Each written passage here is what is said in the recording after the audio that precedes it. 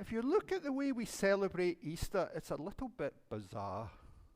If an alien came out down from the universe and looked at how we celebrate Easter, they would think, okay, Jesus hid eggs from his disciples and turned all the rabbits into chocolate. I mean, and it's a whole mixture of things, and of course, there's pagan roots that influenced Easter, and I know Madeline will be talking about that in one of the Action Sundays about the connection between the pagan roots of Osteria with Easter.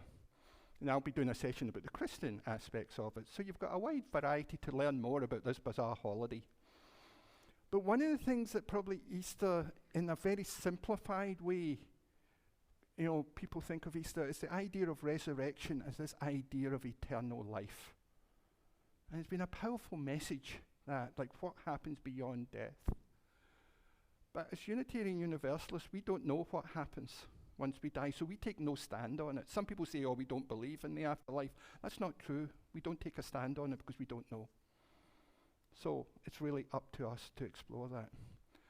But I think the idea of this, the bodily resurrection of Jesus in Easter misses the important part to me.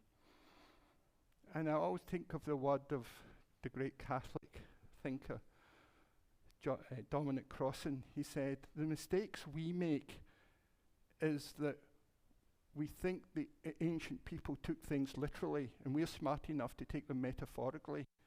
But the truth was, they were smart enough to take them metaphorically, and we're dumb enough to take them literally.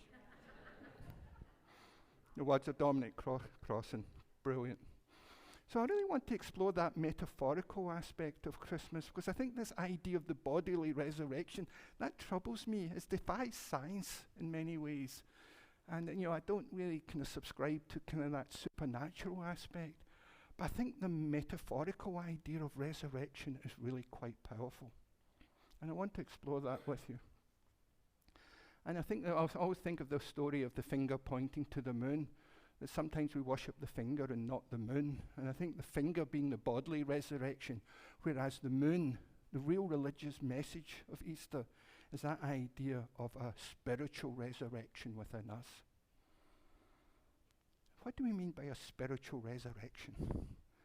I think about those parts within us and connecting it to the theme of spring, which is what the idea of Osteria and where the Christians co-opted this pagan holiday. That idea of spring is this rebirth. These things that have been laying dormant come alive. They're not dead, they're dormant. And invite us to think about what parts within us maybe have become dormant. Perhaps our optimism, perhaps our hope, perhaps our belief in the goodness of humanity. I think all these things have been challenged over human history. The goodness of human. Is that laying dormant in us, or is that dead within us?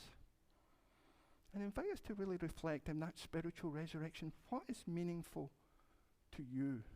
Which parts of you would you like to revitalize, you'd like to nurture, you'd like to water?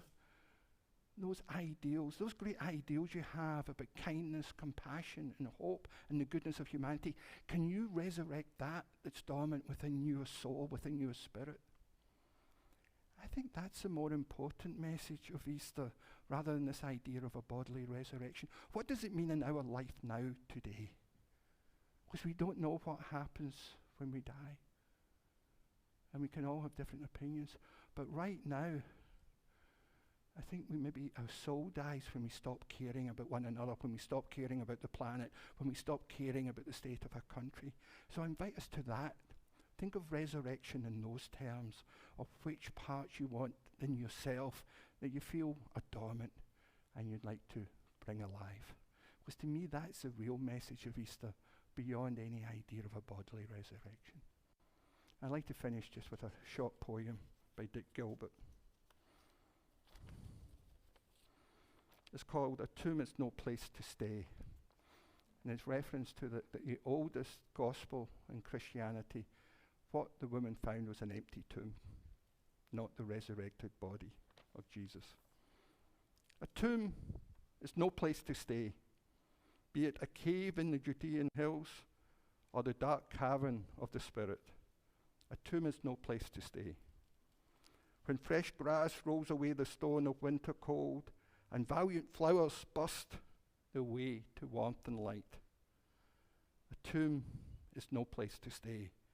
When each morning announces our reprieve, and we know we are granted yet another day of living, a tomb is no place to stay. When life laughs a welcome to hearts that have been away too long.